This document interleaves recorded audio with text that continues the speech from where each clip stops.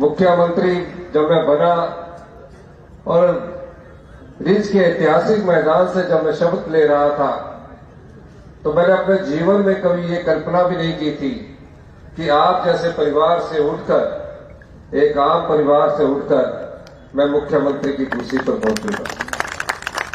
दायित्व तो बड़ा था, आम लोगों के दर्द मेरे सीने में था। हमेशा से गांव के लोगों का पीड़ा मेरे मन में हमेशा से रही। और मैंने मुख्यमंत्री बनने के बाद जब मैंने बैठक ली, सरकार के अधिकारी आपको खजाने की जानकारी देते हैं और ये कहा गया कि हमारे पास महज 3 महीने का कर्जा उठाने की सीमा है और आने वाले 3 महीने बाद वेतन तक के भी लाले पड़ जाएंगे।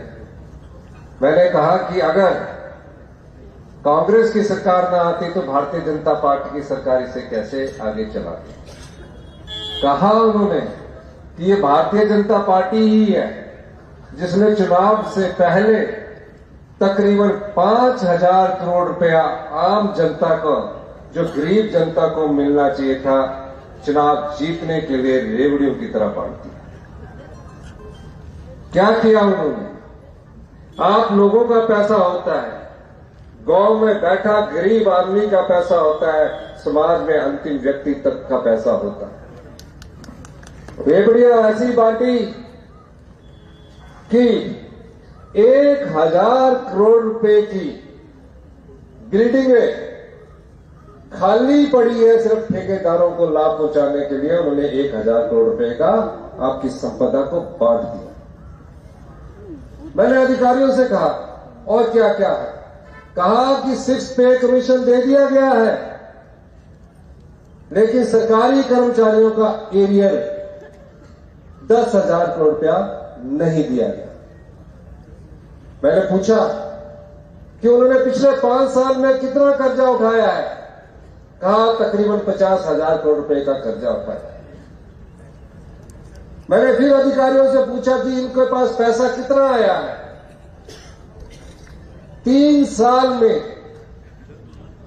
साल में हमारे पास आर्थिक संसाधन ना के बराबर थे और भारतीय जनता पार्टी को 50,000 करोड़ रुपया ज्यादा मिला हुआ।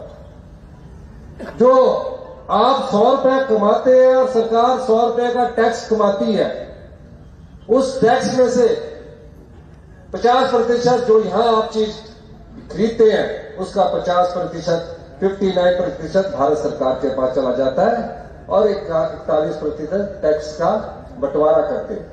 भारत सरकार कई योजनाएं लेकर आती है जिसमें PMGCY होगी, NHM होगी, इंस्टीट्यूशंस हो गए, वो पैसा आप ही से लिया जाता है, क्योंकि जो टैक्स 100 रुपया कलेक्ट स्टेट से होता है उसका 59% कौन रख लेता है?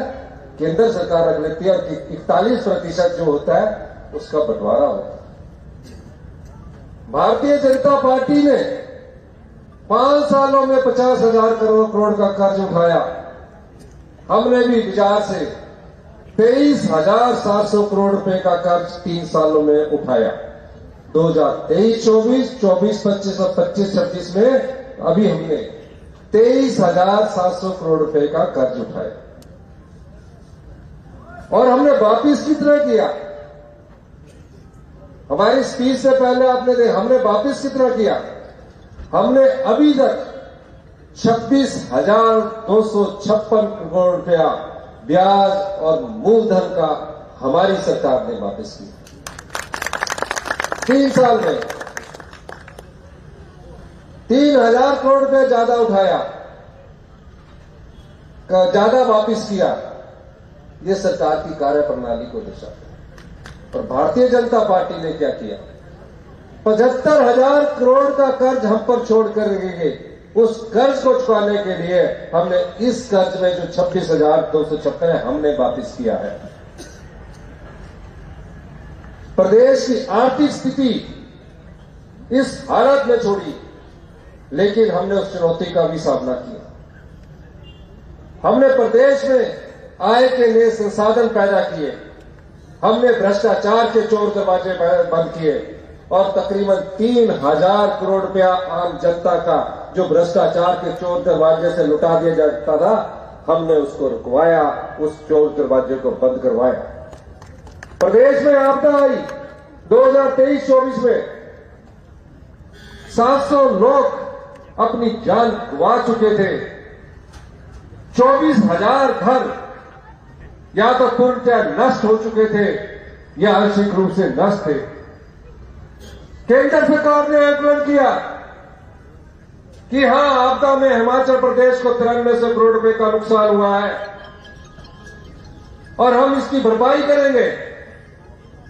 जो दिल्ली में बैठे हुए नेता आप चुनकर भेजते हैं, उनसे सवाल पूछना चाहिए कि आप बताइए कि जब प्रदेश में इतिहास की सबसे बड़ी आपदा का सामना हिमाचल प्रदेश की जनता कर रही थी, उस समय क्या आपने संसद में एक सवाल भी पूछा? नहीं पूछा।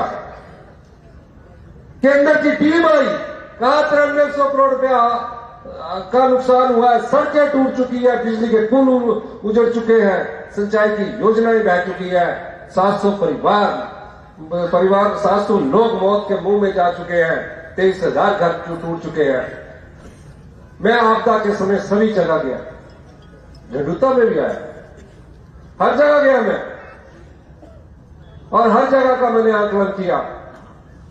मैंने अधिकारियों से बैठक की, उन्होंने कहा, मैंने पूछा उनसे कि आप बताइए, हम जो जिनके पूरे घर नष्ट हो चुके हैं, जिनके पास पीने के पानी का बर्तन तक नहीं बचा है, स्कूल के बच्चों की किताब तक नहीं बची है, उन्हें हम कितना धन दे सकते हैं?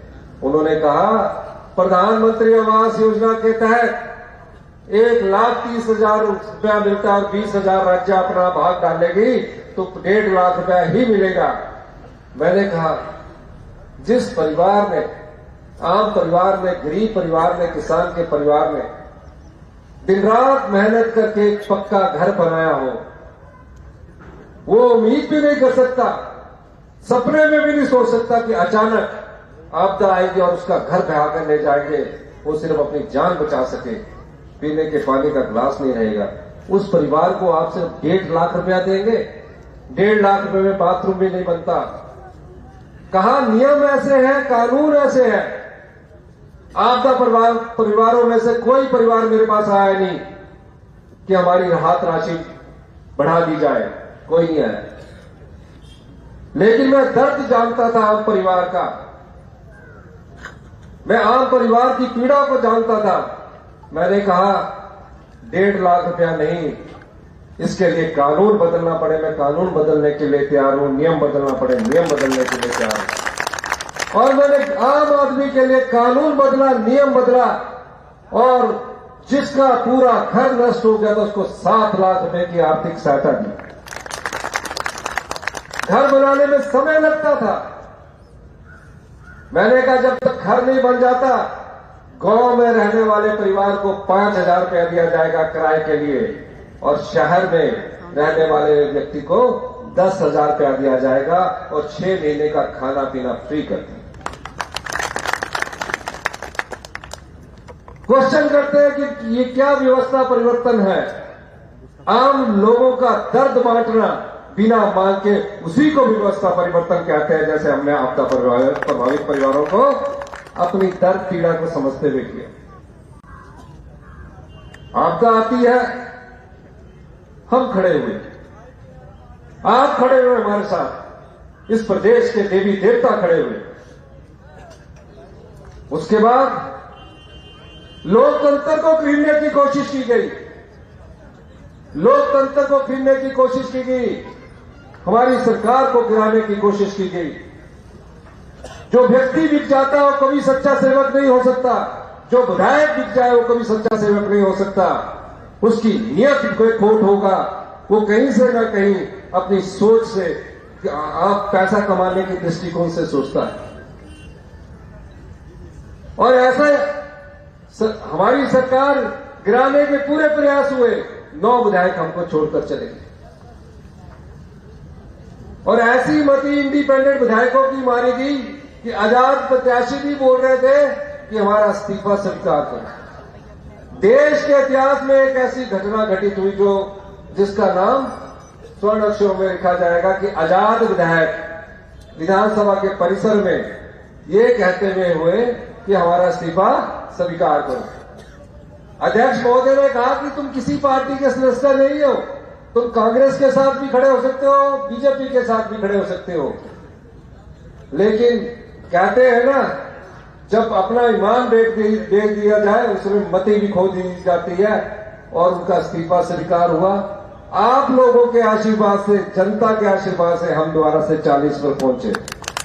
उस भारतीय जनता पार्टी के खिलाफ जो सबसे शक्तिशाली पार्टी है, हिमाचल की भोली वाली ईमानदारी जनता ने ईमानदारी का साथ दिया और हमें दोबारा से 40 सीटों पर पहुंचाया।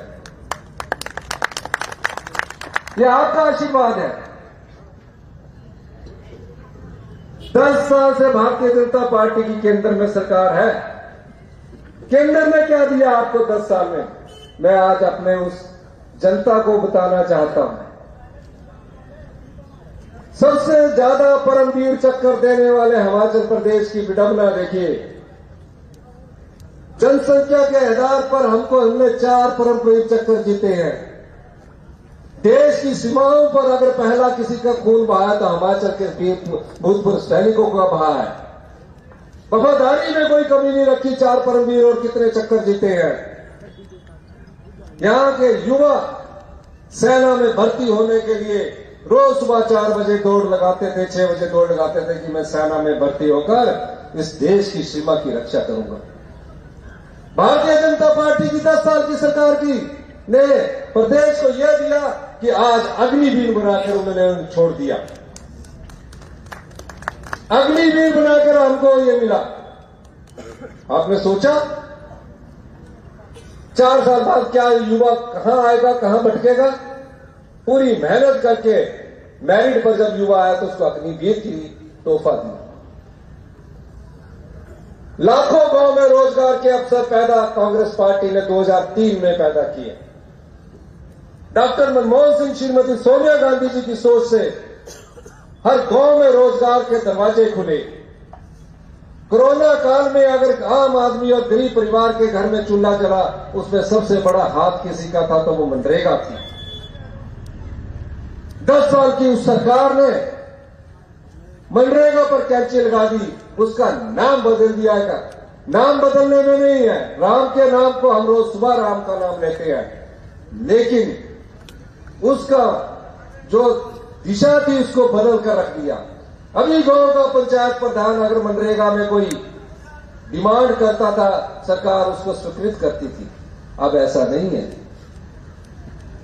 गांव के लोगों के रोजगार के अवसर किसी पार्टी ने छीने तो वो भारतीय जनता पार्टी की सरकार है। मनरेगा को खत्म कर दिया गया, मनरेगा की आत्मा को मार दिया गया। अब स्कूल की बिल्डिंग बनेगी, वहां रोजगार के अवसर पैदा होंगे। गांव का कोई सड़क आप नहीं बना सकते, गांव का कोई तालाब आप नहीं बना सकते। मनरेगा सिर्फ विकास कार्यों के लिए नहीं थी, वो गांव के लोगों के लिए रोजगार की गारंटी थी, ताकि जो गांव में रोजगार करना चाहता है शहर की तरफ ना जाए, तो उसको हम रोजगार के अवसर प्रदान करें।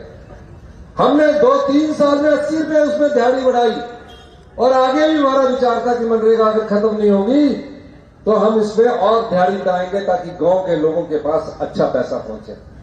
भारतीय जनता पार्टी की सरकार ने मनरेगा की आत्मा को खत्म कर दिया। सारे सांसद चुप हैं। भारतीय जनता पार्टी की सरकार चुप, जो विधायक बनकर के चुप है। सरकारें आती है, सरकारें चले जाती है, लेकिन जो जनता का दर्द ना बांटे सरकार, उसे जनता कभी माफ नहीं करती है। हम जनता का दर्द बांटते हैं। और अब क्या हुआ? 1952 से इस प्रदेश में राजस्व घाटा अनुदान मिलता था। अनुदान 1952 से 73 साल से लगातार मिलता रहा। भारतीय जनता पार्टी की 11 साल पुरानी सरकार कानूनी अधिकार है, संविधान में लिखा गया है कि जो राज्य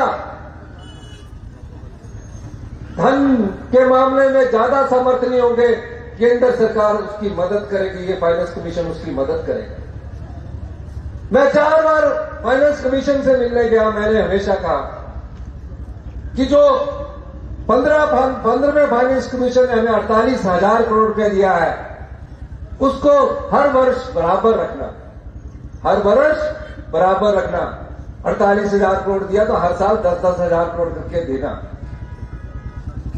मैं 4 बार फाइनेंस कमीशन से मिला, वित्त मंत्री जी से मिला। मैंने कहा हिमाचल की 75 लाख की जनता भोली भाली है, देश की सीमाओं पर हम अपने प्राण देते हैं।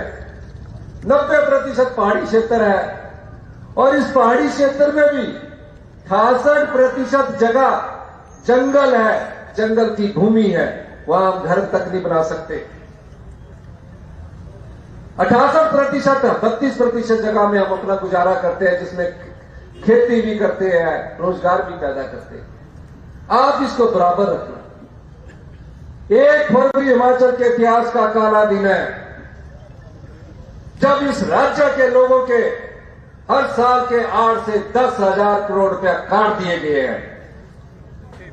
8 से 10 हजार करोड़ रुपया आपका काट दिया गया है हर साल, जो अभी पिछले सालों से मिलता आ रहा था, आजादी के 5 साल के बाद से मिलता आ रहा था। ऐसा क्यों? 4 सांसद आप चुनकर भेजते हैं। एक सांसद अनुराग ठाकुर जी तो ब्लैक बोर्ड में आके समझाने लगे।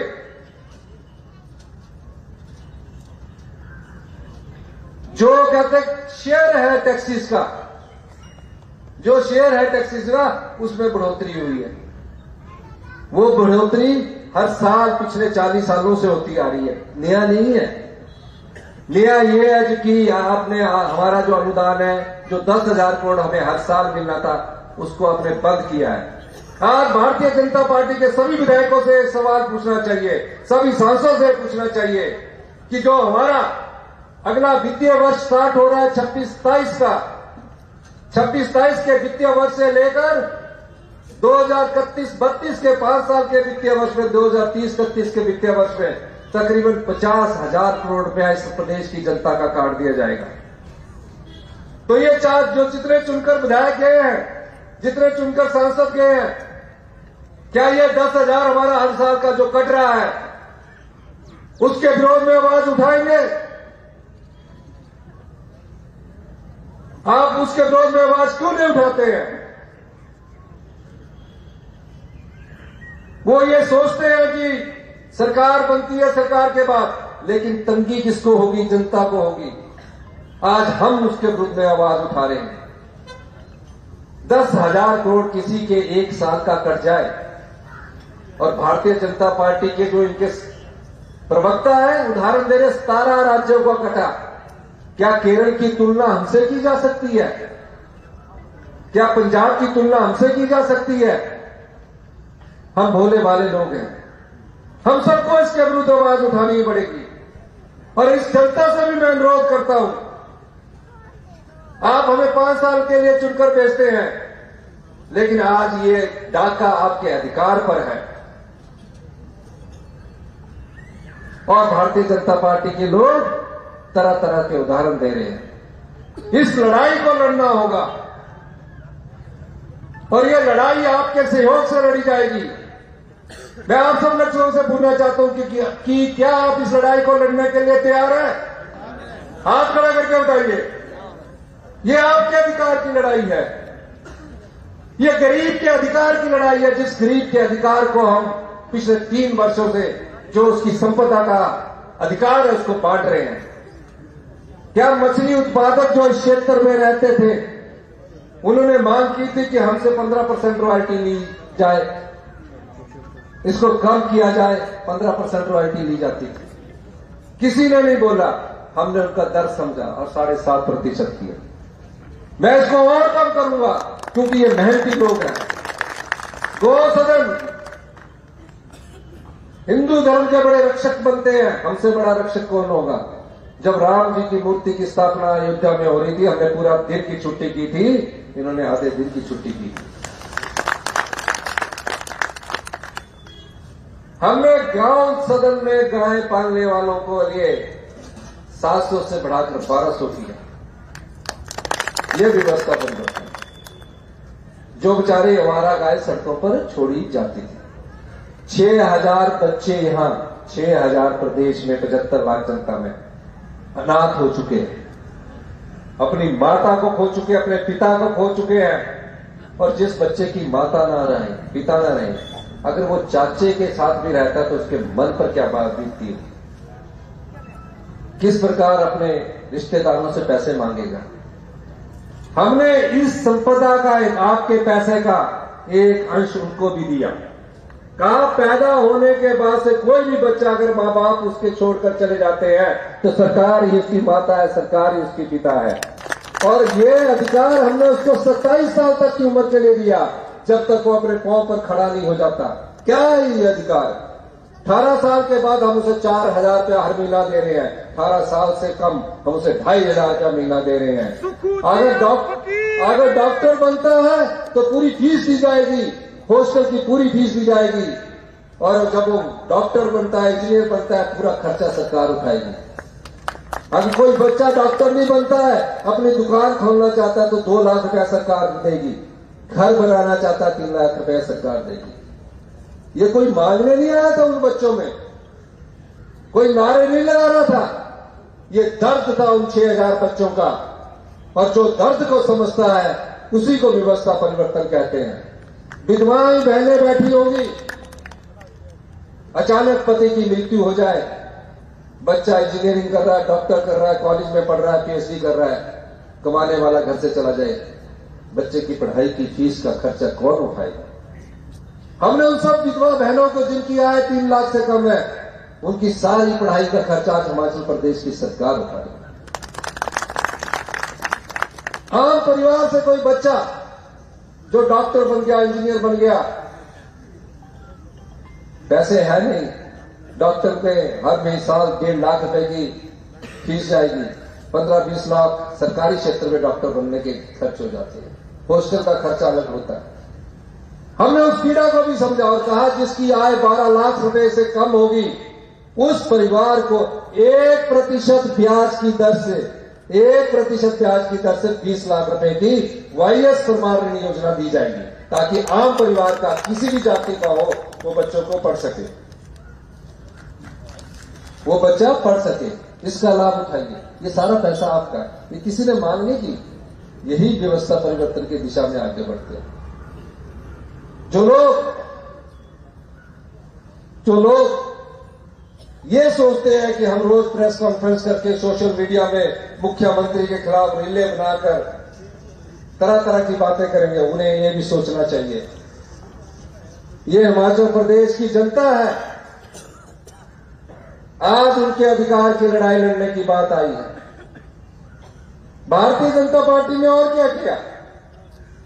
5000 बीघे की जगह पिछली भारतीय जनता पार्टी की सरकार ने 5000 बीघे की जगह बद्दी में आपको 4 विषयों की जगह की रजिस्ट्री करवानी है तो 6% रजिस्ट्रेशन फीस देनी पड़ेगी महिलाओं को और 8% पुरुष को देनी पड़ेगी।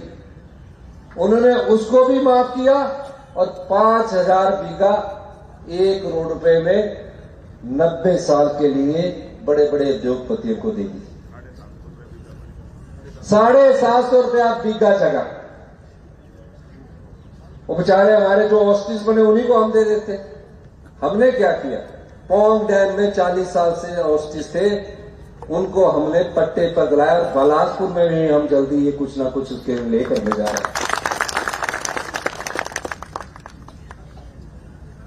यही नहीं, जितने सरकारी कर्मचारी हैं, मैं कह सकता हूं इस मंच से, जिस सरकार का दबाव मैं सहन कर रहा हूं कि ओल्ड पेंशन स्कीम क्यों दी गई है, जितने सरकारी कर्मचारी हैं, कुछ लोग यहां चर्चा कर रहे थे कि हिंदुस्तान के सबसे ज्यादा सरकारी कर्मचारी हिमाचल प्रदेश में, हिंदुस्तान में रोजगार में हिमाचल प्रदेश में रोजगार के और अवसर कहां है? बड़ी इंडस्ट्री आ नहीं सकती, और अगर हम बड़ी इंडस्ट्री आ भी जाए, हमें कोई फायदा नहीं है जीएसटी के बाद। कहा है कि ओल्ड पेंशन स्कीम को आप बदल दो। मैंने कहा मैं भी एक कर्मचारी का बेटा हूं, इकट्ठा पैसा मिल जाए, पोते पोतियों के लाड़ प्यार में बुजुर्ग पैसा खर्च देंगे, फिर उनका कौन सहारा होगा? मुझे जवाब डाला गया कि ओल्ड पेंशन स्कीम को बदला जाए। मैंने कहा नहीं होगा जब तक कांग्रेस पार्टी की हिमाचल प्रदेश में सरकार है। और मैं बताऊं आपको, उस कारण भी 1600 करोड़ रुपए जो हमारे एडिशनल बोरिंग मिलनी थी वो बंद कर दी गई। मैं नहीं झुका, क्योंकि मुझे पता है कि 60 साल के बाद एक निश्चित आय हर महीने हिमाचल प्रदेश में अगर ओल्ड पेंशन स्कीम के माध्यम से उनको मिले, उनका परिवार भी पल जाता है, पोते पोतियां भी पल जाती है। भारतीय जनता पार्टी की सरकार ने राजस्थान में इस तरह का बंद करने का निर्णय ले लिया है। हम, क्योंकि हमारे पास एक ही रोजगार का साधन है, हम सभी सरकारी कर्मचारियों को ओल्ड पेंशन स्कीम देने दी गई है। मैं इसलिए बता रहा हूं, एक ओल्ड पेंशन स्कीम का मुझे एक व्यक्ति मिला, उसने कहा मुझे सिर्फ 3000 रुपये मिलता था, परिवार में घर के परिवार के लोग भी आदर नहीं करते थे। जब से ओल्ड पेंशन स्कीम लगी है 38,000 रुपये मेरी पेंशन हो गई है, परिवार के लोग भी आदर करने लग पड़े, और पोते पोतियों का खर्चा भी मैं पूरा करता हूं। मैंने ये बात बताई उन्हें कि हमारे यहां कोई रोजगार नहीं है, हम सीधे साधे लोग हैं, लेकिन हम पर दबाव डाला जाता है। मैं आज आपको ये कह सकता हूं 3 साल में, हमें 3 साल में अगर एजुकेशन में हम बदलाव कर रहे हैं तो क्यों कर रहे हैं?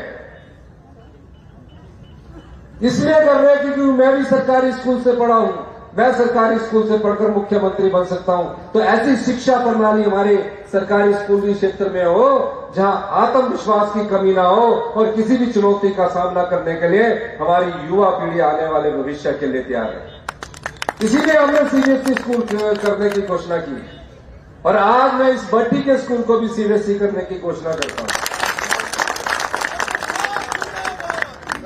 आने वाले पूरे विधानसभा क्षेत्रों में खास करके हम शिक्षा का पूरा परिवर्तन कर देंगे, क्रांतिकारी परिवर्तन कर देंगे। जब बच्चा पढ़कर निकलेगा तो पूरे हिंदुस्तान में वो बड़े गौरव से करेगा कि मैं इस स्कूल से पढ़कर आया हूं। हम ऐसी शिक्षा प्रणाली की दिशा में बढ़ते। हॉस्पिटलों के क्या हाल है? जब हम आए, मैंने प्रेजेंटेशन ली, 40 साल 20-20 साल पुरानी मशीनें लगी हुई है। 40% स्टाफ पर हमारे मेडिकल कॉलेज चल रहे हैं, 40% स्टाफ है, 60% की कमी है। मैंने आईजीएमसी और टांडा जो बड़े प्रीमियम मेडिकल कॉलेज है उनके बारे में, जब मेरे को डॉक्टर ने, हेल्थ डिपार्टमेंट ने, मैं हर सोम मंगलवार को मीटिंग लेता हूं तो प्रेजेंटेशन दी, कहा कि हमारे यहां एमआरआई मशीन 19 साल पुरानी है। अब जो राजधानी का ही मेडिकल कॉलेज ऐसा है, 19 साल, 20-20 साल पुरानी एक्सरे मशीनें हैं। और गांव के विधानसभा क्षेत्रों का तो आप बात ही छोड़ दीजिए, डॉक्टर ही नहीं, बीएससी नहीं, मैं डॉक्टर नहीं, एक नर्स के सारा चल रहा है। हमने सभी मेडिकल कॉलेज में यह कहा है कि आने वाले समय में जो इंस्ट्रूमेंट एम्स दिल्ली में खरीदा जाएगा वो सभी मेडिकल कॉलेज में हिमाचल प्रदेश की सरकार भी खरीदेगी। इसके लिए मैंने 3000 करोड़ रुपए का प्रबंध किया, और उसमें बदलाव हो गया। अब आधुनिक मशीनें टांडा में भी लग रही है, हमीरपुर में भी लग रही है, आईजीएमसी में भी लग रही है, नेर चौक में भी लग रही है। अब 40 साल पुरानी व्यवस्था को बदलना है तो थोड़ा समय तो लगेगा ही। आप 1 साल के भीतर आप सभी मेडिकल कॉलेज देखेंगे कि जितनी भी आधुनिक मशीनें एम्स में लगी होगी वो सब आपके लिए होगी।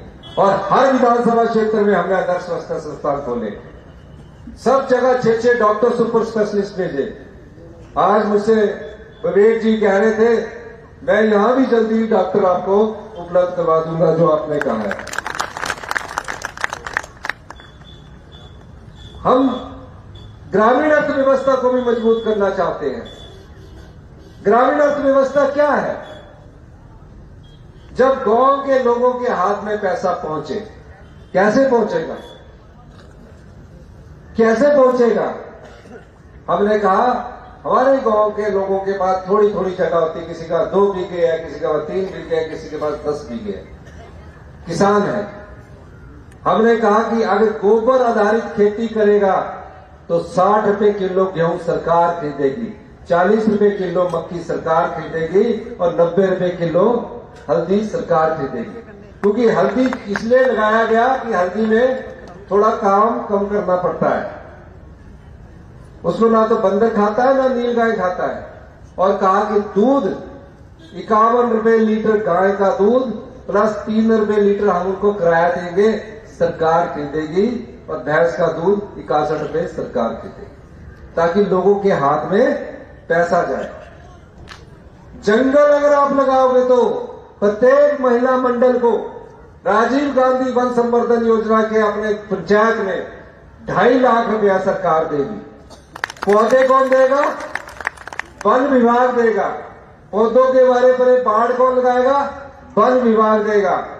पहले साल जो पौधे आपने 100 पौधे लगाए, उसमें से अगर 50 पौधे जीवित रह गए तो आपको 1 लाख रुपया अगले साल मिलेगा, और इस तरह 5 साल तक आपको 1 लाख रुपया मिलेगा। ये ग्रामीण अर्थव्यवस्था में आती है। लेकिन भारतीय जनता पार्टी ने क्या दिया? अग्निवीर भारतीय जनता पार्टी ने आपको दिया। और ये जो 10,000 करोड़ रुपया हर साल काट रही है भारतीय जनता पार्टी ने आपको दिया। जीएसटी लगने के बाद सबसे बड़ा, अगर प्रदेश में कहीं नुकसान हुआ तो देश में कहीं भी नुकसान हुआ तो हिमाचल प्रदेश है। जीएसटी लगने से पहले बद्दी और सारे हिमाचल प्रदेश से हमें वैट और एक्साइज के रूप में 4,000 करोड़ रुपया आते थे, क्योंकि हम खुद टैक्स लगा सकते थे। क्या कर सकते थे? हम खुद टैक्स लगा सकते थे। जीएसटी लगने के बाद वो टैक्स की जो ताकत है वो भी भारतीय जनता पार्टी की सरकार ने हमसे छीन ली, और आज हमें 4,000 करोड़ की जगह 150 करोड़ रुपए मिल रहा है। सबसे ज्यादा परमवीर चक्कर जीते हम, सेना में हमारे वहां परिवार के लोग खून बहाए हम, अधिकार हमारे छीने जाए, अधिकार हमारे छीने जा रहे हैं। और जब अधिकार छीने जाते हैं, जब ये 10,000 करोड़ रुपए नहीं मिलता तो इसका क्या नुकसान होता है? आपके स्कूल की बिल्डिंगें नहीं बनती है, आपके हॉस्पिटल की बिल्डिंगें नहीं बनती है, आपके सड़कों में खड्डे बने रहते हैं। इसलिए हमें इस चुनौती का भी सामना करना है। और मैं आपको कह सकता हूं, हमने 8 तारीख को अपनी कैबिनेट बुलाई है। मैं भारतीय जनता पार्टी के विधायकों से भी अनुरोध करूंगा, सबको फोन करूंगा कि आप भी हमारी उस कैबिनेट की मीटिंग के बाद मैं आप सब लोगों से मिलना चाहता हूं। मैंने तो ये भी कहा, ये जितने सांसद 4 और 3 7 और 28 विधायक हैं, इनके नेतृत्व में, ये अगर जयराम जी की नेतृत्व में भी कांग्रेस की सरकार, कांग्रेस के मंत्रिमंडल के सदस्य मोदी जी से मिलने को तैयार है। आप हमारी ये मांग दिलाइए, जो 10,000 करोड़ हमारा कट रहा है उसे हमें वापस दिलाइए, हम आपके साथ चलने को तैयार हैं। मैंने तो ये भी कहा, जबकि नियमानुसार मुख्यमंत्री के नेतृत्व में जाते हैं, जो सरकारी नियम होते हैं उसमें मुख्यमंत्री के नेतृत्व में टीम जाती है। मैं तो ये भी कहता हूं कि आपके लिए, मैं आप लोगों के लिए मैं उनके नेतृत्व में भी जाने के लिए तैयार हूं। हमें उन 17 राज्य की श्रेणी में मत शामिल कीजिए। हम ईमानदार लोग हैं, मेहनतकश लोग हैं, थोड़े में संतुष्टि कर लेते हैं, लेकिन जब हमारा थोड़ा सा अधिकार भी छीन लिया जाएगा तो हमें उसकी ठेस पहुंचेगी। बड़े बड़े बांध यहां बने, पोंग यहां बना, भागड़ा यहां बना, हमारे लोगों की जगह गई, लेकिन आज तक वो विस्थापित ही रहे। सबसे ज्यादा इन बांधों से फायदा कमा रहे हैं केंद्र सरकार, पंजाब, हरियाणा सबसे ज्यादा फायदा कमा रहे हैं, और हमें अधिकार के रूप में सिर्फ 12% फ्री रॉयल्टी दे रहे हैं। मैं उस लड़ाई को भी लड़ रहा हूं। इसलिए आज समझदारी के साथ सभी नेताओं को, चाहे वो भारतीय जनता पार्टी के नेता है, चाहे वो सीपीएम के नेता, हम सबको इकट्ठे होकर अपने अधिकार की लड़ाई लड़नी पड़ेगी। मैं आज मुख्यमंत्री हूं, कल कोई और मुख्यमंत्री हो सकता भविष्य में, लेकिन राज्य के अधिकार जब छीन लिए जाएंगे उसे वापस दोबारा लाने में बड़ी दिक्कत आएगी। मुख्यमंत्री और मंत्री आप बनाते हैं, आपकी ताकत हमें मुख्यमंत्री बनाते हैं। भविष्य में भी आप जिसको चाहोगे उसको मुख्यमंत्री बनाएंगे, लेकिन आज दायित्व हमारा मुख्यमंत्री से लेकर मंत्रिमंडल से लेकर विपक्ष के नेता जयराम ठाकुर से लेकर जेपी नड्डा जी से लेकर राव ठाकुर जी से लेकर यह बनता है कि जो प्रदेश के 10,000 करोड़ रुपए काटे गए हैं उस लड़ाई को हमें अधिकार के रूप में लड़ना होगा। हम लड़ेंगे और हम आपके साथ चलने को तैयार हैं, यही मैं कहना चाहता हूं। आज जो भट्टी में, आज जो मैंने यहाँ उद्घाटन किए हैं और सारे पुल जो जिन पुलों की इन्होंने बात की है, अभी नंदू नगरों पुल का कार्य ये अभी 3 महीने में पूरा कर दिया जाएगा। बागछल पुल का क्यों चौड़ा करने के लिए बागछल पुल से लेकर शातलाई बरसर तक इसको हमने सीआरएफ में डाला और उसको चौड़ा डबल लेन करने की हमने बात की है। अब इसमें भी आगे बढ़ेंगे। एक इन्होंने तहसील, नायब तहसीलदार, सब तहसील का ऑफिस तलाई में खोलने की बात कही है। मैं तलाई में खोलने की इसकी घोषणा करता हूं। एक गोखला में कोऑपरेटिव बैंक की शाखा खोलने की बात की है, मैं उसको भी खोलने की घोषणा करता हूं। एक और स्कूल इन्होंने मनागढ़ को अपग्रेड करने की घोषणा करता हूं। एक और सीबीएसई, एक झंडूता और गेड़वी को भी सीबीएसई स्कूल खोलने की घोषणा करता हूं। 2.5 करोड़ रुपया पुल के लिए मांगा है, उसको भी देने की घोषणा करता हूं। 2 पुलों को जो मांगा है, दोबारा भी मैं आपके बीच में आऊंगा।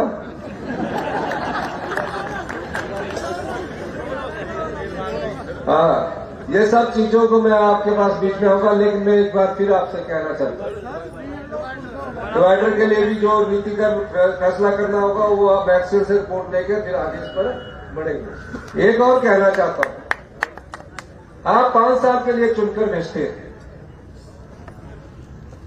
लेकिन आपको ये फैसला करना है कि जो लोगों की सेवा करे, जो लोगों को बिन मांगे दे, वो सरकार व्यवस्था परिवर्तन की सरकार होती है। मैंने अगर राजनीतिक लाभ के लिए, फायदा उठाने के लिए ओपीएस देना था तो मैं अगले वर्ष देता, 4 वर्ष पहले नहीं देता।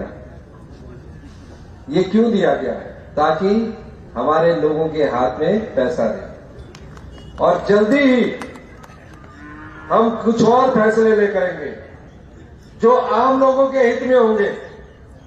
आपका उन फैसलों में मुझे साथ चाहिए। पहले म्यूटेशन के लिए आपको कई चक्कर लगाने पड़ते थे, 5 लाख म्यूटेशन किए हमने। अब मैंने कहा कि दुरुस्ती पार्टीशन के, डिमार्केशन के आने वाले समय में 3 महीने में कम से कम ये स्थिति रहनी चाहिए कि बहुत कम केस दुरुस्ती के रहे, बहुत कम केस पार्टीशन के रहे। हमने उसमें भी बदलाव किया है। तो आप लोगों का फैसलों में जब साथ मिलता है तो हमारा हौसला बढ़ता है। तो जो हम आगे फैसले करेंगे तो आप उसमें हमारा साथ देंगे कि नहीं देंगे? जोर से हाथ खड़े करके बताइए पीछे वाले में। वो फैसले आपके हित में होंगे, आपके हक में होंगे, आपको तंग करने के लिए नहीं होंगे। यही मैं कहना चाहता हूं और लड़ाई में आपका साथ चाहिए, यही मैं कहकर अपनी बात को समाप्त करता हूं। जय हिंद, जय भारत। पीएससी ब्लॉक को भी मैं अपग्रेड करने की घोषणा करता हूं।